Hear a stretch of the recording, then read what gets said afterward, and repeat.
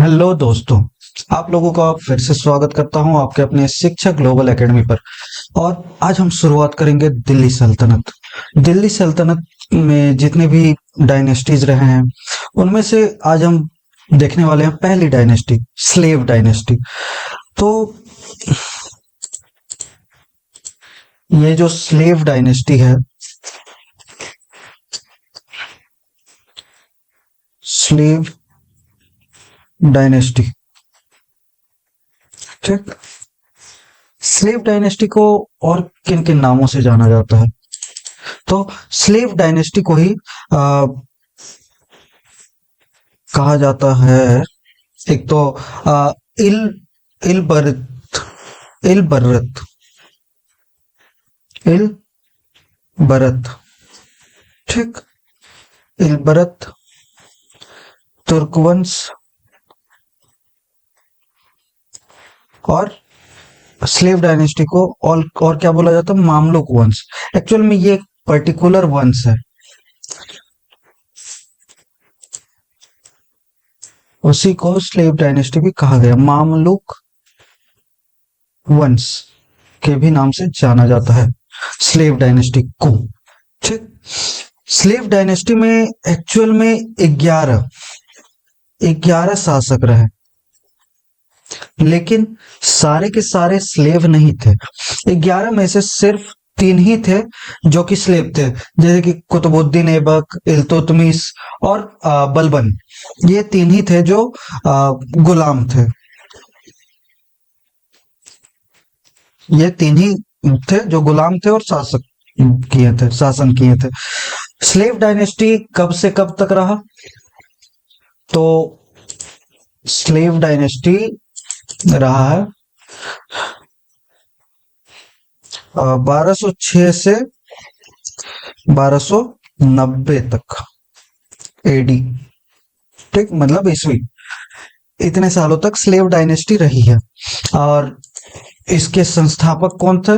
तो कुतुबुद्दीन ऐबक, जो कि लास्ट क्लास में जो इंट्रोडक्शन वाला जो क्लास है, invasion of Arab and Turks, उसमें मैंने बताया था कि किस तरह से कुतुबुद्दीन ऐबक को यहाँ का शासन मिला, स्लेव डायनेस्टी की स्थापना उसने कैसे की। तो स्लेव डायनेस्टी की स्थापना 25 जून 1206 ईस्वी में की गई थी। और इसका जो फाउंडर था, मतलब कि इसका जो फाउंडर था वो था कौन? कुतुबुद्दीन ऐबक। कुतुबुद्दीन ऐबक, ठीक। कुतुबुद्दीन ऐबक। अच्छा, कुतुबुद्दीन ऐबक के बारे में हम लोग जानने से पहले, जो इसके पहले संस्थापक रहे हैं, पहले इस डायनेस्टी के जो पहला राजा रहा है, उसके बारे में पहले जान लेते हैं। कुतुबुद्दीन ऐबक को जब ये 5 से 6 साल के थे, 5 से 6 साल का था, उसी समय इसे फारस में बेचा गया था। और उस जगह का पर्टिकुलर नाम क्या है? तो नेसपुरा। फारस में नेसपुरा नाम का एक जगह है जहां इन्हें बेचा गया था। और किसे बेचा गया था? तो उसका नाम था अब्दुल अजीज और कोफी। अब्दुल अजीज कोफी को बेचा गया था, ठीक। फारस में नेसपुरा में बेचा गया था, ठीक। अब्दुल अजीज कोफी को 5-6 साल में। और किसने बेचा था? तो इसके माता पिता ने। फिर इसे मतलब कुतुबुद्दीन ऐबक को कुरान पढ़ना और बाकी सारी चीजें, युद्ध लड़ाई करना, हर चीज की शिक्षा अब्दुल अजीज कोफी ही दिया था, ठीक। अब्दुल अजीज कोफी फिर क्या किया, जब ये लड़का 15 से 16 साल का हो गया, 15-16 साल का, उस वक्त इसे गजनी में बेचा गया। कहाँ? गजनी में बेचा। तो और किसे बेचा? तो मोहम्मद गौरी को। और तब से ये मोहम्मद गौरी का गुलाम रहा। कुतुबुद्दीन ऐबक। ठीक, इतना याद रखना है। अब सेकेंड थिंग ये देखते हैं हम लोग। सेकेंड थिंग हम लोग अब देखते हैं कुतुबुद्दीन ऐबक के बारे में कि ये जब यहाँ जब स्लेव डायनेस्टी की स्थापना की उसके बाद क्या क्या हुआ उसके बारे में देखते हैं। ठीक, कुतुबुद्दीन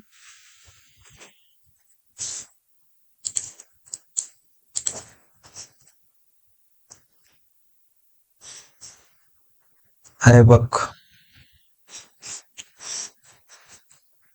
इसका पीरियड कितना से कितना तक रहा है, मतलब कब से कब तक शासन किया है, तो 1206 से 1210 तक। ठीक, ये ज्यादा समय तक नहीं शासन कर पाया था, बट तो स्लेव डायनेस्टी की फाउंडर कुतुबुद्दीन ऐबक है। और स्लेव डायनेस्टी का फाउंडेशन कब किया गया था, तो 25 जून 1206 में। ठीक, फाउंड किया गया था। फिर कुतुबुद्दीन ऐबक को, ये जो कुतुबुद्दीन होता है, इसका नाम का मतलब होता है चंद्रमा का देवता। इसे चंद्रमा का देवता कहा जाता है, इसका नाम का मतलब होता है। ठीक, कुतुबुद्दीन का मतलब। और ये जब कुतुबुद्दीन ऐबक जब शासन कर रहा था, तो उस समय इसकी राजधानी क्या थी, तो राजधानी थी उस टाइम पे लाहौर। ठीक, अच्छा, कुतुबुद्दीन ऐबक राजा बनने के बाद भी, मतलब शासक बनने के बाद भी मोहम्मद गौरी के लिए मतलब कि अपने मालिक के लिए इतना, ये क्या बोलते हैं, ट्रस्ट वर्दी था। इतना ये था कि खुद को ये मालिक नहीं कहता था शासक होने के बाद भी। और ये कहता था कि नहीं, मालिक तो मोहम्मद गौरी ही है, मैं उसका एक गुलाम हूँ। ठीक, तो इसलिए इन्होंने कभी भी खुद को मालिक नहीं कहा, इन्होंने खुद को सीपत सलार कहा। सीपत सलार यानी कि सेनापति। इन्होंने खुद को मालिक नहीं की कहा, मलिक कहा। ये कुतुबुद्दीन ऐबक हमेशा लाख रुपयों का दान किया करता था, इसीलिए इसका नाम लाख बक्स भी पड़ा। लाख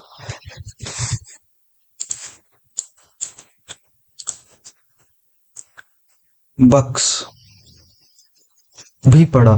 फिर गज, हाथी, हाथी सबको दान देता था। इस कारण से हाथी को उस टाइम पे गज या पील भी कहा जाता है। हाथी का मतलब होता है, हाथी को पील या गज भी कहा जाता है, इसलिए इसे पील बक्स भी कहा जाता था। पील बक्स।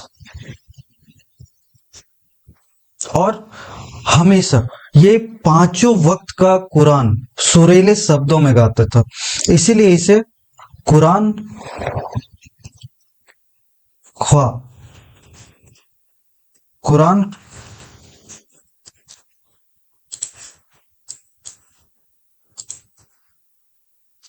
कुरान ख्वा कहा गया इसे।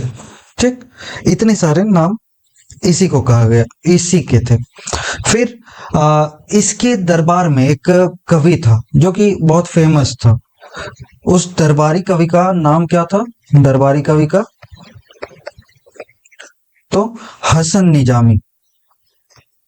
हसन निजामी उस दरबारी कवि का नाम था। फिर इसके दरबार में ही एक था बख्तियार खिलजी। बख्तियार खिलजी। तो बख्तियार खिलजी के ही द्वारा इसने नालंदा यूनिवर्सिटी को ध्वस्त कराया था। नालंदा यूनिवर्सिटी को ध्वस्त कराया था। ठीक, बख्तियार खिलजी के ही द्वारा। उसके बाद फिर कुरान के अकॉर्डिंग, मुस्लिम धर्म में कुरान के अकॉर्डिंग माना जाता है कि भारत में पहली मस्जिद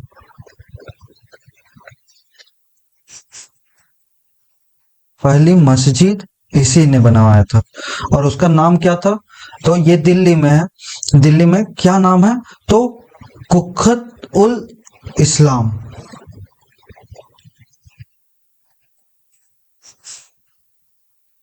उल कुव्वत कुव्वत उल इस्लाम मस्जिद। ठीक, इस मस्जिद का निर्माण करवाया था। फिर एक बार ये अजमेर गया था वहां युद्ध के लिए। तो वहां पे क्या हुआ कि रुकने की जगह नहीं थी। तो एक सेनापति कहा कि यही समीप में एक संस्कृत विद्यालय है। संस्कृत विद्यालय जो कि किसके द्वारा बनवाया गया था? संस्कृत विद्यालय जो कि बिसल देव द्वारा बनवाया गया था। बिसल देव द्वारा बनवाया गया था।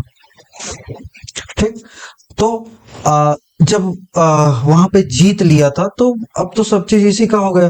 तो इस वहां पर ये उसी संस्कृत विद्यालय में 2.5 दिन तक रुका था। 2.5 दिन तक। और इसी कारण से इस संस्कृत विद्यालय को बदल के मस्जिद बनाया गया और इसका नाम रखा गया 2.5 दिन का झोपड़ा। ये क्या था? क्या बना दिया गया? मस्जिद। ठीक, और ये जो कुव्वत उल इस्लाम मस्जिद है ये पृथ्वीराज चौहान की ही जो उनका जो महल था उसी का एक पार्ट तोड़ के और बनवाया गया था।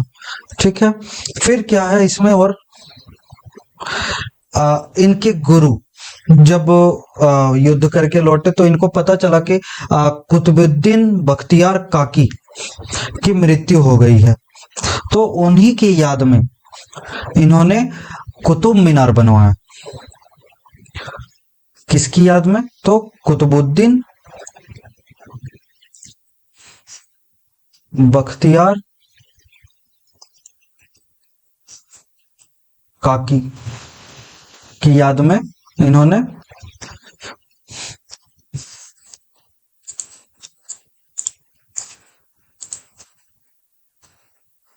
कुतुब मीनार का निर्माण करवाया।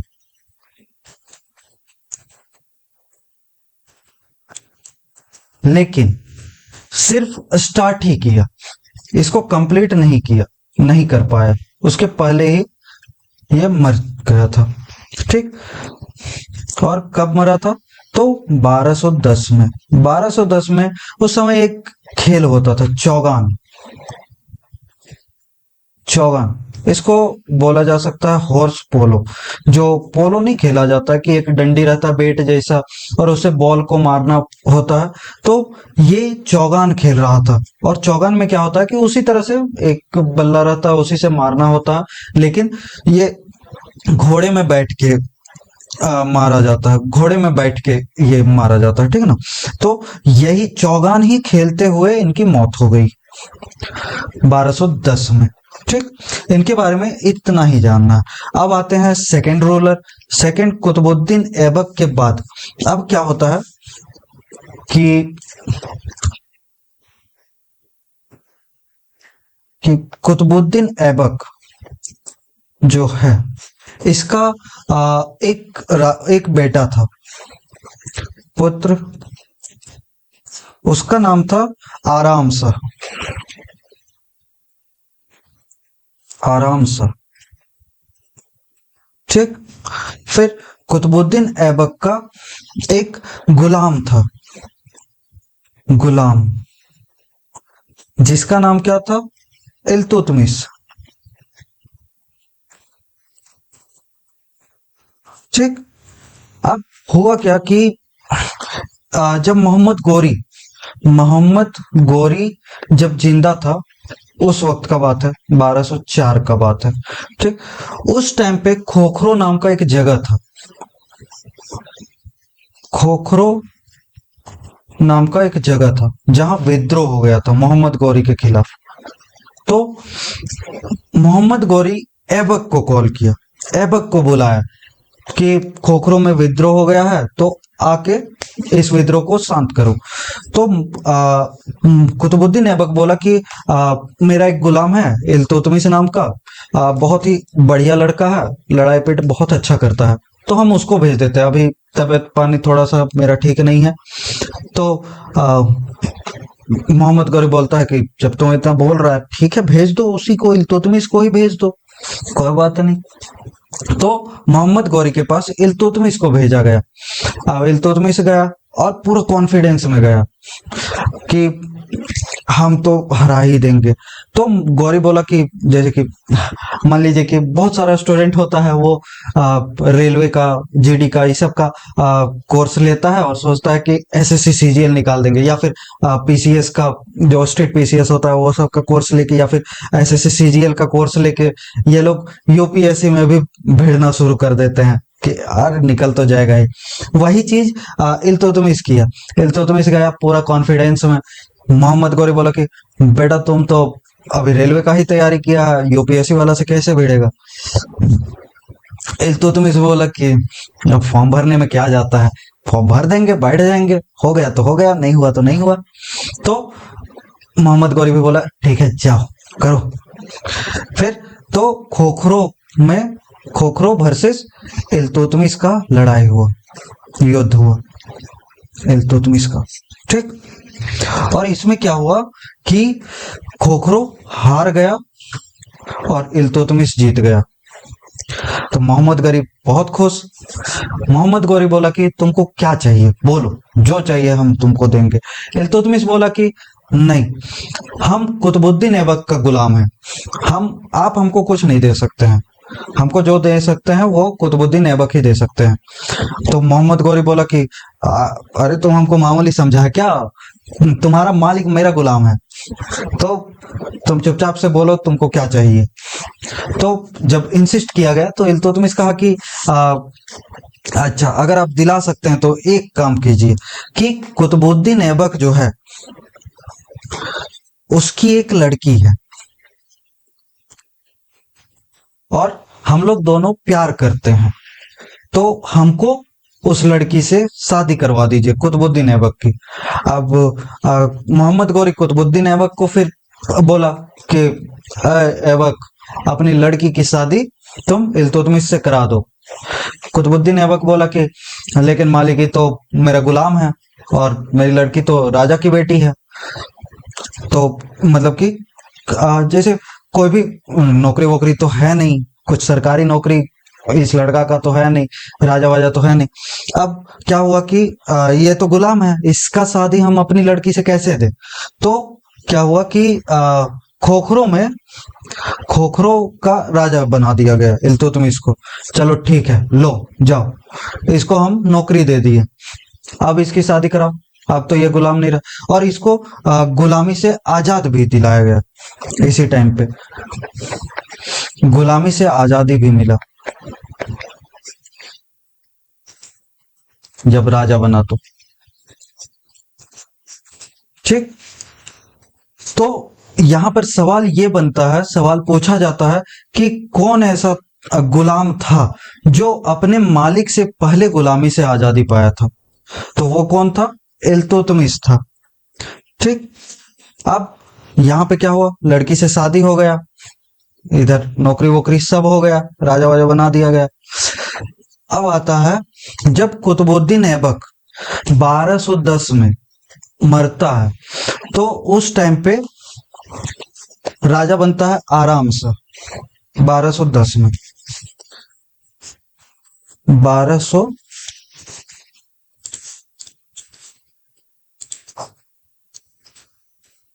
1210 में आराम सा राजा बनता है,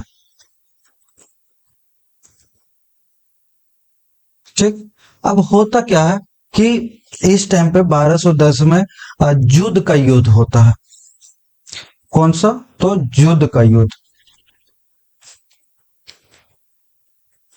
किसके किसके बीच, तो आराम सा ये ऐसे सक्षम नहीं था, राजा बनने के सक्षम नहीं था, इस कारण से ये युद्ध होता है। आराम सा वर्सेस इल्तुतमिश, इल्तुतमिश, आराम सा वर्सेस इल्तुतमिश। इसमें क्या होता है कि आराम सा हार जाता है और इल्तुतमिश जीत जाता है। तो फिर अगला जो शासक बनता है वो इल्तुतमिश बनता है, ठीक। इसके बाद इल्तुतमिश का फिर 1210 के बाद इसके युद्ध हम लोग देख लेते हैं एक पर। फिर 1215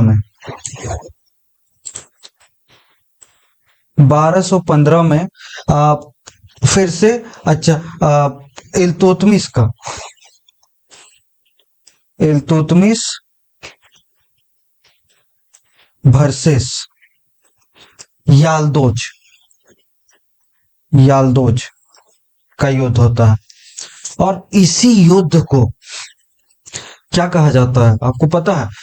मोहम्मद गौरी वर्सेस जो पृथ्वीराज चौहान का जो दो लड़ाई हुआ था उसको कहा गया था। ये सब हुआ कब था? तो 1191 में और 1192 में हुआ था वो, जो पृथ्वीराज चौहान का और मोहम्मद गौरी का हुआ था, जो कि तराइन का प्रथम युद्ध था और तराइन का द्वितीय युद्ध था। और ये 1215 में जो इल्तुतमिश वर्सेस याल्दोज का होता है, ये होता है, इसी को कहा जाता है तराइन का तीसरा युद्ध। ये तीन युद्ध हुआ था तराइन का, ठीक। इसमें भी याल्दोस हार जाता है और इल्तुतमिश जीतता है। फिर 1217 में मसूरा का युद्ध होता है। मसूरा का युद्ध, और ये किसके किसके बीच होता है? तो आपको याद होगा कि जो मोहम्मद गौरी के तीन जो गुलाम थे, उनका नाम क्या क्या था?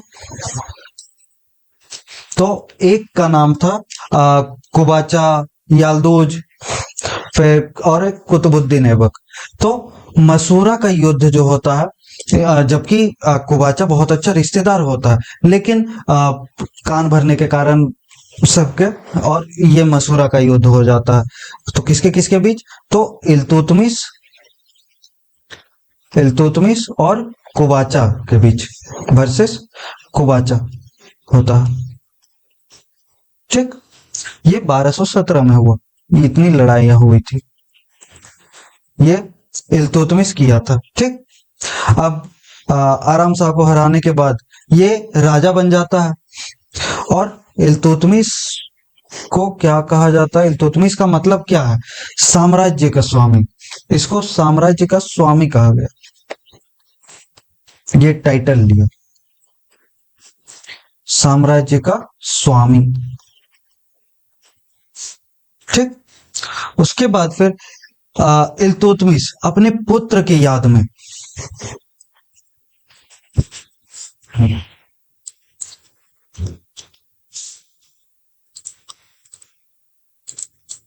ये जो इल्तुतमिश था,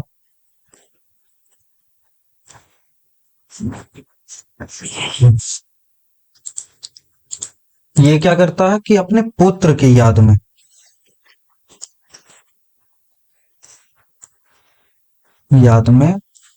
क्या बनवाता है?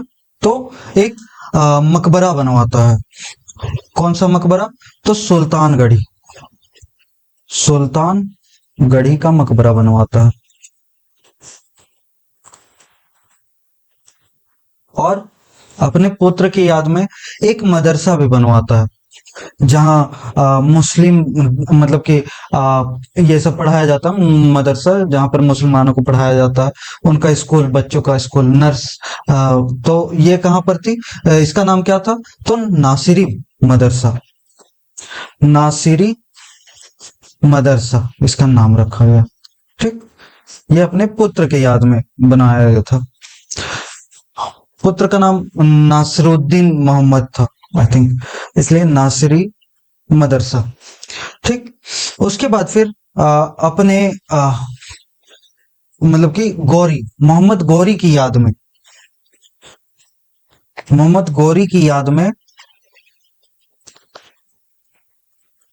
ये एक और मदरसा बनवाता है, जिसका नाम रहता है मदरसा ए मुइज्जी, मदरसा ए मुइज्जी, ये गौरी की याद में बनाया गया था, ठीक। उसके बाद ये और क्या क्या निर्माण करता है? तो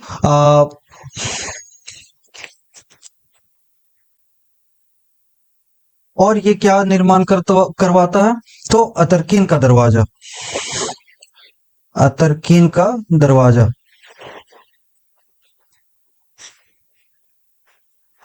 और ये है कहाँ पे? तो ये है नागौर में, राजस्थान में, नागौर डिस्ट्रिक्ट में, राजस्थान में है। ठीक है, जोधपुर। ठीक। फिर जो कुतुब मीनार, इसका ससुर यानी कि कुतुबुद्दीन ऐबक ने बनवाना शुरू किया था, उसको ये पूरा करता है। कुतुब मीनार को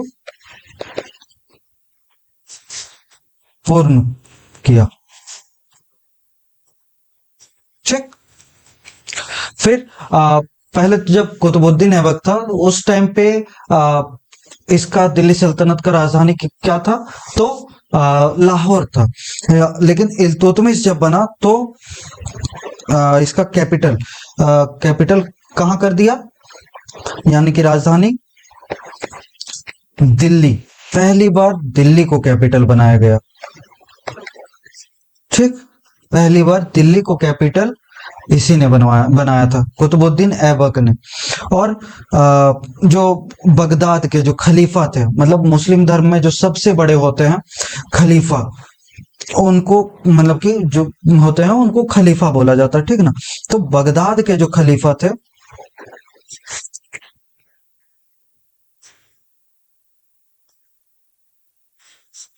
उन्होंने कुतुबुद्दीन ऐबक को कहा था रियल फाउंडर ऑफ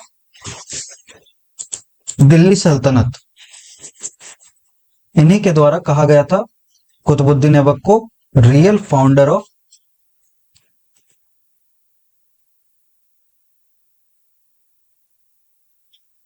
दिल्ली सल्तनत।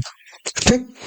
और इसने 3 तरह के कॉइन्स बनवाए थे, 3 सिक्के। ठीक। कौन कौन से? तो टका, जीतल,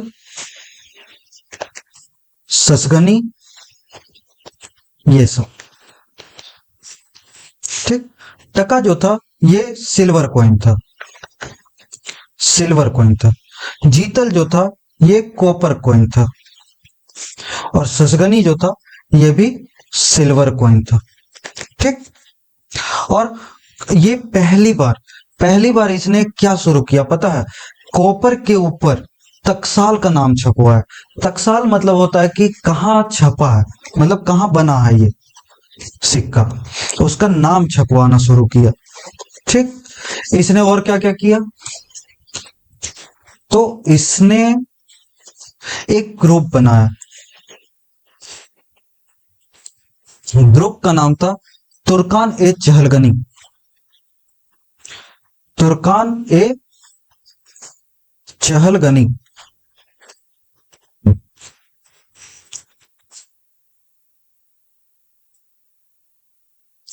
इसी को चालीसा भी कहा गया। क्यों? क्योंकि ये जो ग्रुप था ये 40 लोगों का था, ग्रुप ऑफ 40 पीपल। कौन कौन से? तो जो सबसे अमीर थे, मतलब कि अंबानी अडानी टाइप के लोग जो थे, उस टाइप से 40 लोगों का ये ग्रुप बनाया गया था। ये क्यों बनाया गया था? ताकि जो छोटे मोटे जो अमीर थे उनका दमन कर सके, उनको मार सके। तो अगर छोटे मोटे अमीर है, अगर मान लीजिए कि अंबानी आपका दोस्त है, तो छोटे मोटे जो पेट्रोल पंप के मालिक है, यहाँ तक कि मोदी तक भी कुछ नहीं बोलेगा अगर आप अंबानी अडानी के दोस्त है तो उसी तरह से ये 40 लोगों का ग्रुप था, इसीलिए इसको चालीसा कहा जाता था, जो सबसे अमीर अमीर थे।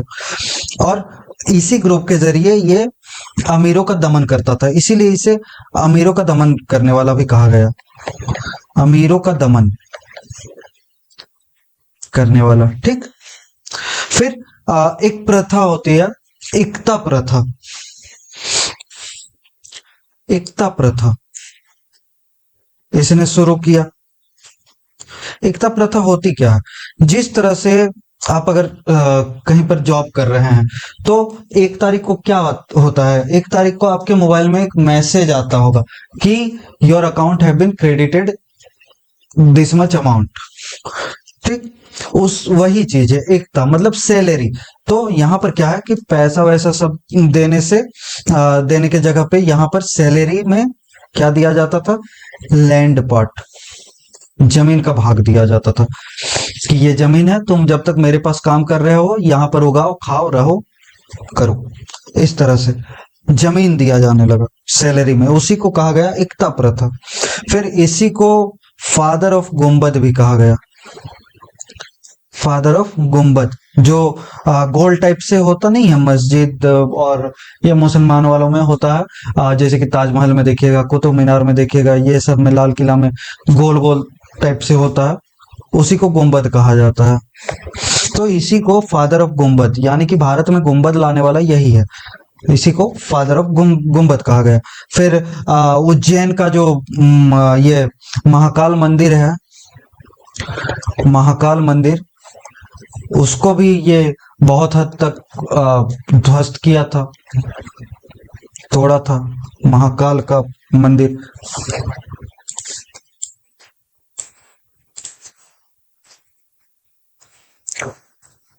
जो कि उज्जैन में पड़ता है, इसको ध्वस्त किया था।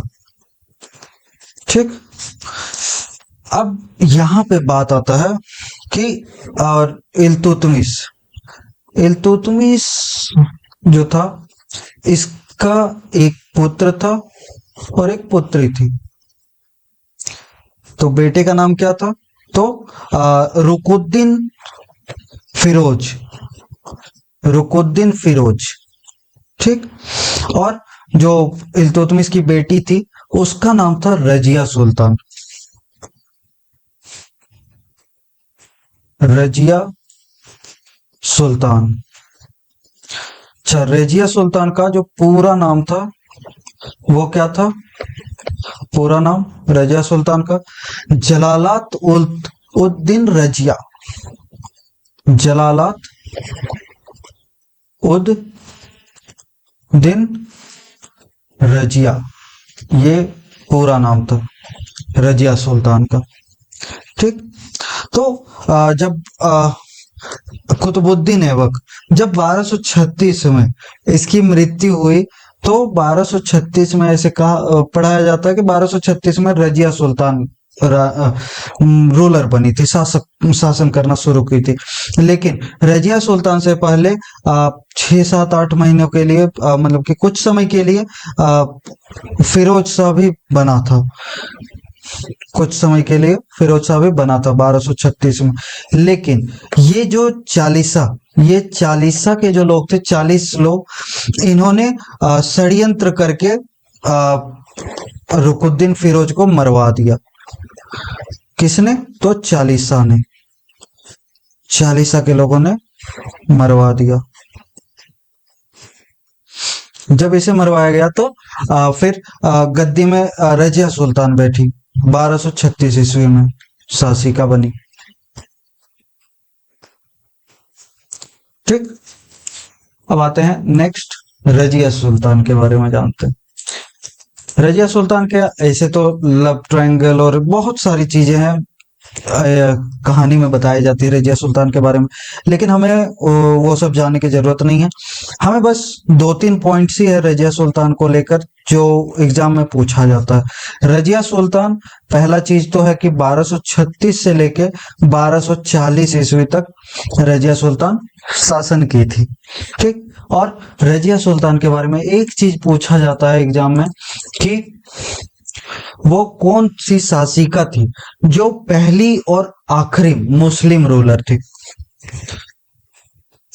First and last, sorry, first and last female Muslim ruler थी, तो वो थी रजिया सुल्तान। ठीक, और इसने टाइटल क्या ली थी, तो उम्दत उल निस्वा, उम्दत उल निस्वा, का टाइटल ली थी।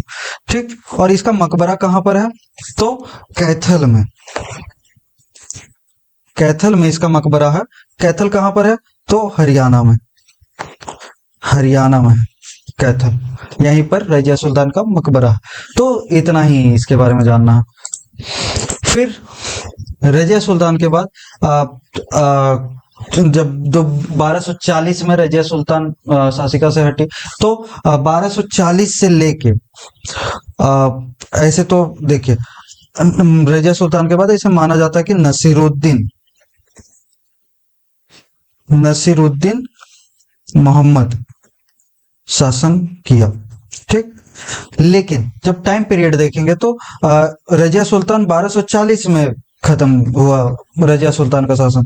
और नसीरुद्दीन मोहम्मद का शुरू होता है 1200 मतलब 1246 से, और 66 तक ये रहता है। तो ये 6 साल, 6 साल क्या हुआ?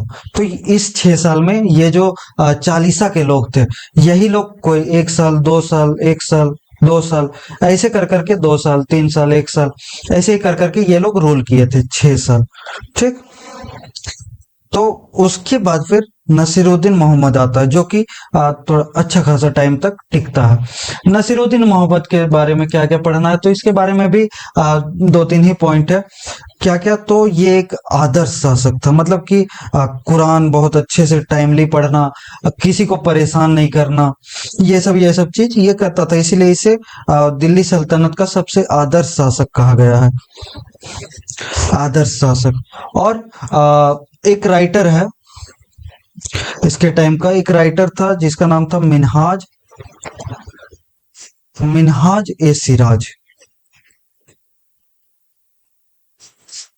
और इसने जो पुस्तक लिखी है उसका नाम है तबाकत ए नासिरी, तबाकत ए नासिरी। ठीक, उसके बाद फिर नसीरुद्दीन मोहम्मद के बाद फिर जो अगला शासक बनता है, वो बनता है, वो बहुत ही क्रूर शासक रहा था। वो कौन था? गियासुद्दीन बलबन, गियासुद्दीन बलबन। और ये कब से कब तक रहा था? तो 1267 से 87 तक।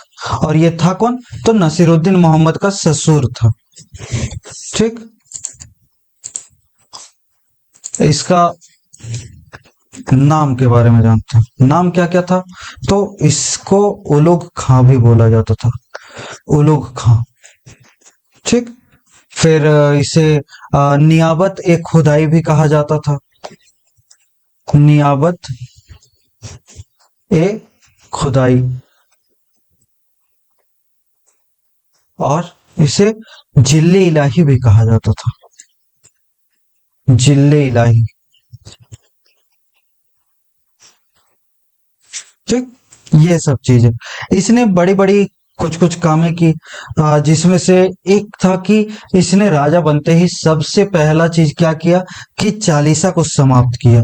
क्योंकि इसे समझ आ गया था कि ये जो चालीसा है यही लोग षड्यंत्र करके इसको मरवा सकते हैं या शासन से हटवा सकते हैं।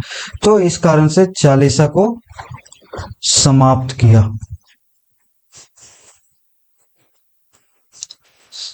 ठीक,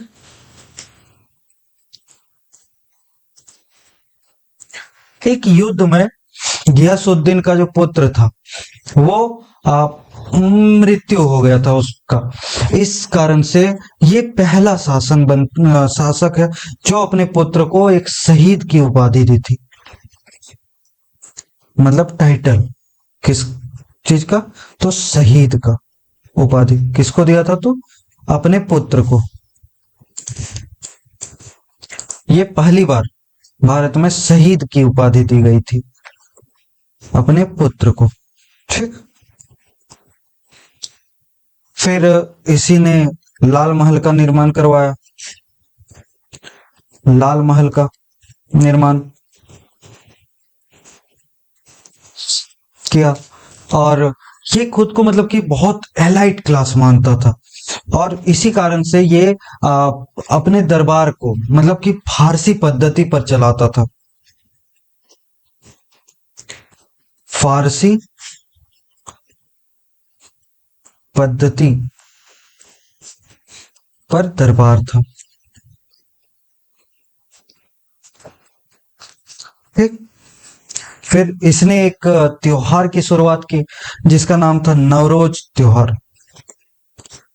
नवरोज त्योहार जिसमें सिर्फ एलाइट क्लास वाले लोग, सारे रॉयल क्लास वाले लोग अलाउड थे। इसमें कोई गरीब की एंट्री नहीं थी, फॉर एलाइट क्लास ओनली ये थी, त्योहार बनाई गई थी। ठीक। फिर जिस तरह से आप देखते होंगे कि राजा के पास जाने से जो प्रजा होती है वो हाथ को चूम के सर झुका के नतमस्तक होके ये करते थे, मतलब कि राजा को सम्मान देते थे। तो ये क्या किया गियासुद्दीन बलबन कि नहीं, प्रजा है, प्रजा जैसा रहना है, हम छूने नहीं देंगे। तो ये दो तरह का प्रथा निकाला। एक था सजदा। सजदा सजदा क्या होता है कि सर झुका के किसी को सम्मान देना, प्रणाम करना, उसको सजदा कहते हैं। और दूसरा पाइबोस प्रथा। पाइबोस प्रथा शुरू किया। पाइबोस प्रथा में क्या होता था कि जिस तरह से हाथ को राजा के हाथ को चूमा जाता था, ये क्या करता था कि नहीं, हाथ में नहीं चूमना है, ये अपने पैरों को उठा देता था और पैर को चुमवाता था।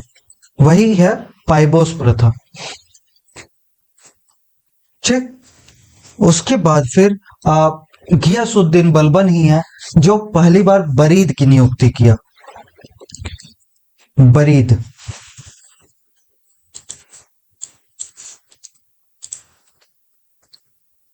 बरीद की नियुक्ति। अब बरीद होता क्या है, बरीद किसको कहते हैं? तो इंटेलिजेंस ब्यूरो, आईबी। अभी जो इंटेलिजेंस ब्यूरो है वही चीज को, उसी का डिपार्टमेंट बनाया और बरीद की नियुक्ति की, गुप्तचरों की। ठीक। फिर एक सैनिक विभाग भी बनाया जिसका नाम था सैन्य ए अर्ज।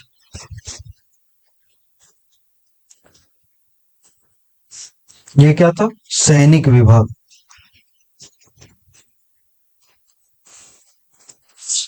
ठीक। फिर इसने दो पद्धतियां शुरू की। कौन कौन से? तो एक में था कि राजा का देवीय सिद्धांत। राजा का देवीय सिद्धांत।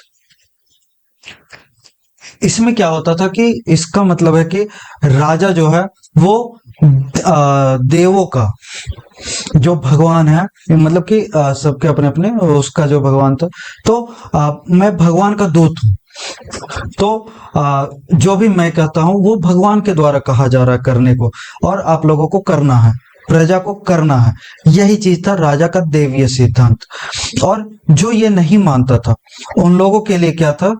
Iron and blood policy.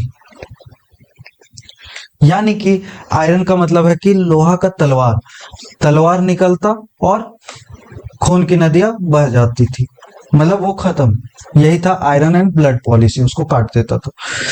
तो ये दो पद्धतियां इसकी थी। उसके बाद जो फिर आखिरी रूलर, आखिरी रूलर कहा जाए तो कौन बनता है?